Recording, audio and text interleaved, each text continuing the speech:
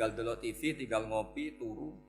Sampai setannya setruk karena nunggu mau bikin was-was itu lagi. Loh, saya itu termasuk kiai paling sering lihat sinetron. Kadang ya lihat Mak Lampir itu sering sekali. Sampai istri saya itu protes, Gus, dengan kata orang banyak orang alim kok senengane delok Mak Lampir. Karena setan mau menggoda saya tentang berpikir Allah. Jadi dia ngenteni. Kok malah mikir Mak Lampir gitu.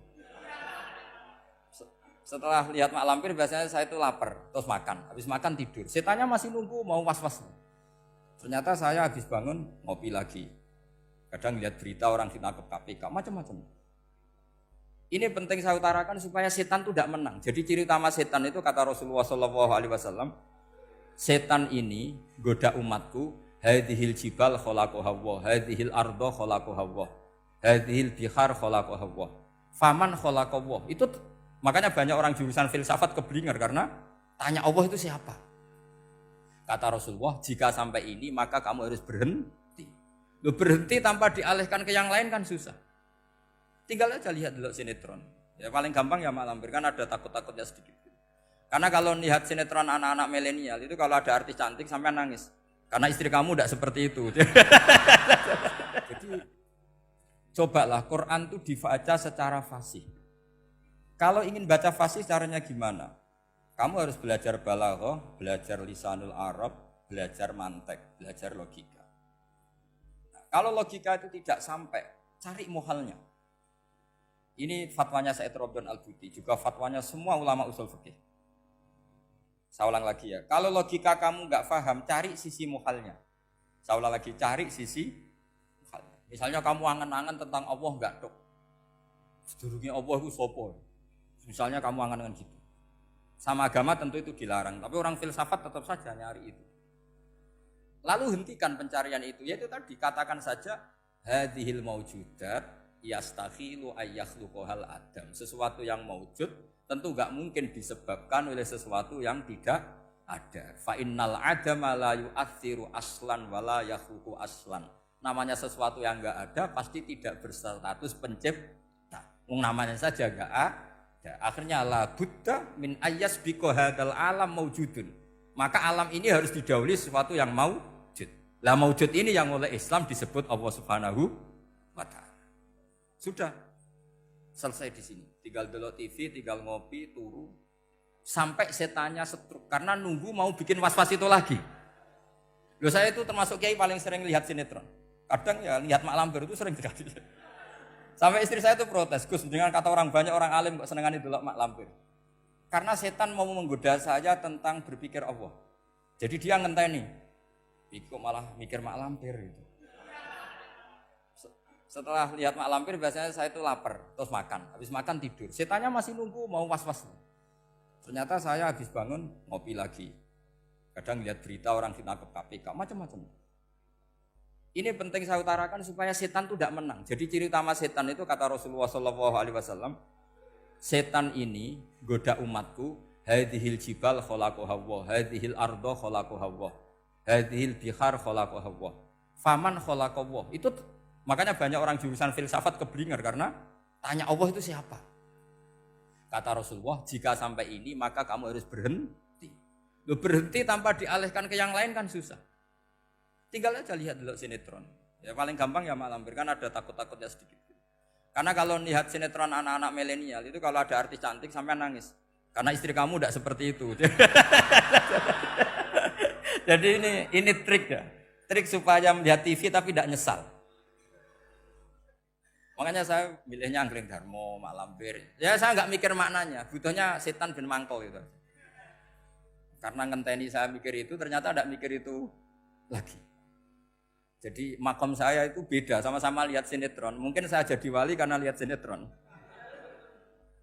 Mungkin ya. Makanya banyak wali itu nggak bisa diduga. Banyak orang jadi wali itu justru karena makan. Justru karena melakukan hal-hal yang cara orang banyak itu salah. Itu Abu Yazid Al-Bustami itu pernah tanya sama Allah. Kak Haman nggak usah bayangkan caranya tanya gimana. Enggak wali ya enggak tok. Sudah enggak usah tanya itu. Tanya gini, ya Allah, orang sesregep saya dalam ibadah sedekat ini sama jenengan. Lalu saingan saya dekat jenengan masuk surga itu siapa? Sama Allah ditunjukkan orang yang tidur, itu tidur yang. Ya teman kamu yang tidur di kamar. Enggak terima Bu, ya ini gimana kok bisa setingkat saya orang tidak tidur gitu. Yang saya ibadah terus istighfar terus. Tapi jawabannya Allah nih. Kowe ibadah terus itu mergo wedi aku. Jadi kan nganggep aku iku rodok-rodok jahat gitu. Iki tuh ratu mergo yakin aku apian, mengane ditinggal turu. Jadi sampean jangan tiru makom saya ketika tidur. Itu punya kelas khusus.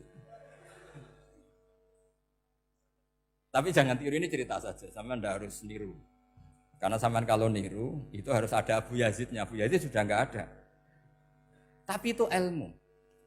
Ilmu yang cocok tidak cocok harus kita kaji. Saya tadi jagungan sama beliau, sama Profesor Said Akil Al-Munawar. Beliau cerita, sebetulnya sekolahan saya itu tentang usul fikih, tapi terkenal saya Profesor Tafsir. Tapi saya suka ilmu usul fikih, meskipun korbannya ya banyak.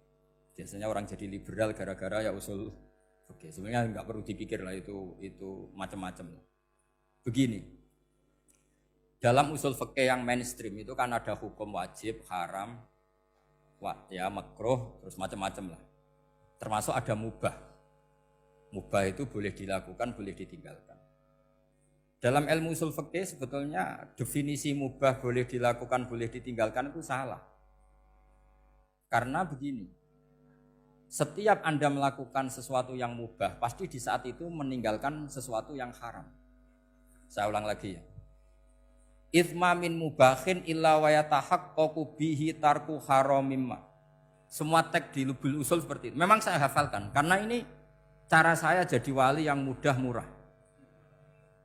Itsma min mubahin illa wa yatahaqqaqu bihi tarku haramimma. Fayatahaqqaqu bisukun tarkul qatli wa bisukut tarkul qadzaf. Terus beliau membuat sekian contoh. Hukum mubah itu kata ulama yang lain kan boleh dilakukan, boleh ditinggal. Itu tidak benar. Mubah itu ya wajib. Karena setiap kita melakukan mubah, maka saat itu berarti kita meninggalkan barang haram. Coba orang tidur itu artinya apa? Tidak zina, tidak maling, tidak selingkuh, tidak mabuk. Sampean di pondok nikmati jagungan, rokokan, ngopi. Artinya nikmati rokok, nikmati kopi. Tidak menikmati tontonan di bar. Makanya kita berharap malaikat itu belajar usul fikih sehingga ketika kita rokok di pondok dilihat hada taroka melihat bar, wahada taroka melihat dangdutan, wahada. Jangan sampai malaikat bilang gini, dasar kere rakra delok. Itu repot kalau sampai begitu. Nah, kalau mubah itu artinya tarkul haram. Tarkul haram itu wajib apa sunat? Wajib kan? Berarti setiap orang melakukan mubah, hakikatnya melakukan wajib. Dan itu artinya dapat pahala. Salah sampean ngajine ra khatam, dadi nglakoni mubah itu mengira tetap mubah. Maka berbahagialah orang yang ngajinya khatam. Makanya setahu saya kiai-kiai Mbah Mun ya sering guyon. Setahu saya Mbah Mun kalau ketemu Mbah Mun ya guyon terus. Guyonnya ini adalah waminal qutbi kata Imam Ghazali. Qutbu hadzal al-istilzat bil mubahat. Poros agama ini pada akhirnya adalah nikmati sesuatu yang dibolehkan Allah Subhanahu. Orang itu kalau fasik, mau makan siang aja kalau enggak ditemani perempuan cantik enggak bisa makan. Mau jalan-jalan kalau enggak ditemani perempuan cantik enggak bisa jalan-jalan. Kalau kiai-kiai itu enggak. Gojlok-gojlokan wis seneng ira karuan. Dulu terkenalnya Kiai Bisri, Kiai diundang, katanya mau ada menteri. Ternyata menterinya ya beliau tidak masak antok di sini. Karena maknanya menteri itu pembantu presiden. Semua kita adalah bantu presiden terlaksananya kedamaian itu. Loh iya kan? Saya berkali-kali ngomong di mana-mana. Apa artinya menteri pertanian kalau kita tidak nanam padi? Mbok pinternya kayak apa tetap enggak ada ketahanan pangan. Sekarang menjadi ketahanan pangan itu rumusnya menteri apa karena petani mau nanam padi? Itu hakikatnya membantu presiden dalam ketahanan pangan. Cuma petani lebih keren karena tidak butuh digaji. Kalau menteri ya keren tapi kurang keren karena masih dapat apa? Gaji. Akeh tunggalil anak mikir untuk gaji. Nah petani enggak mikir enggak dapat gaji. Oh, itu keren. Selalu rakyat lebih keren dibanding pejabatnya. Memang gitu aturannya begitu. Aturannya begitu. Kamu saja yang kurang syukur. Jadi rakyat tuh gremeng. Enak jadi menteri. Ya sudah itu hak kamu, tapi saya tidak berpikir seperti itu. Maka saya ulang lagi, Saya ulang lagi ya. Kenapa saya ngomong seperti ini? Supaya tadi saya sudah bilang, saya sudah enggak menang dalam suara, harus menang dalam logika. Karena ini audisi, ini audisi. Digambar Mbah Mus, nanti yang menang siapa enggak tahu. Tadi Pak Muat, sekarang saya, kemarin Gus Zobur enggak tahu saya, nanti masuk nominasi apa enggak tahu. Begini, kalau artinya fi'lul mubah itu tarkul haram, saya ulang lagi. Kalau fi'lul mubah itu artinya tarkul, maka mubah ini spesial sespesial-spesialnya. Sehingga Allah kadang ngendikan sederhana sekali. Wa min ayatihi manamukum billaili wan nahar. Termasuk ayatnya Allah adalah kamu ditakdir tidur malam hari maupun siang hari. Kalau kamu enggak malam hari, subuh hari, pagi hari, siang hari. Kenapa dihitung wa min ayatihi? Sekarang kalau ada pakar medis, pakar kesehatan bilang, ini kalau kurang istirahat mati, kalau kurang istirahat jantungan. Berarti tidur adalah menghilangkan penyakit jantung. Obat paling mandi dengan orang rutin tidurnya, itu masih mandi orang rutin tidur. Kamu beli obat harganya 1 miliar, tapi gak pernah tidur 3 hari, tetap taqabbalallahu minna minkum taqabbal ya karim. Maka yang penting itu obatnya apa tidurnya? Tidurnya yang dibantu obat. Tapi kalau obat tok gak dibantu tidur, masih sakit. Berarti penting mana tidur sama obat? Karena penting tidur wa min ayatihi. Orang kayak sampean sering delok YouTube, delok gambar macam-macam. Barokah mana dengan tidur? Wong nak melek mripate delok macam-macam. Barokah tidur. Jadi tidur adalah perlawanan terhadap keinginan melakukan haraman. Ya, saya ulang lagi, tidur itu adalah perlawanan terhadap keinginan melakukan keharaman. Jadi kalau mau tidur nyati gini, ya Allah, siap tidak berangan-angan tentang maksiat terus tidur. Itu wa min ayatihi.